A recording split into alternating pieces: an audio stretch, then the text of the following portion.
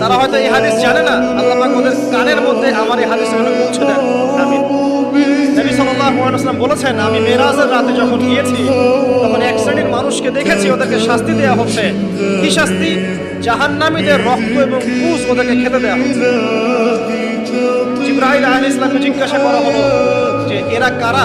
তিনি বললেন, এরা আপনার উম্মতের সেই সব ব্যক্তি যারা মাদক দ্রব্য সেবন করত। আল্লাহ রাব্বুল আলামিন তার হাবিবের মাধ্যমে জানিয়েছেন, যখন কোনো মুসলিম মাদক সেবন করে বা কোনো ব্যক্তি মাদক সেবন করে তখন 40 দিন তার নামাজ কবুল হয় না।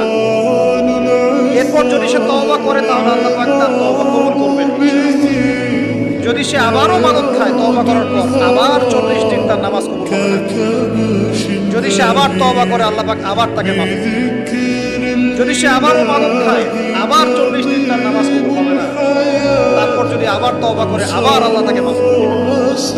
এরপরেও যদি সে আবার মাদক দ্রব্য সেবন করে, নবী সাল্লাল্লাহু আলাইহি ওয়াসাল্লাম বলেন তাকে আল্লাহ রাব্বুল আলামিন পরকালে মৃত্যুর পরে তিনাতুল খাবাল পান করাবেন। তিনাতুল খাবাল।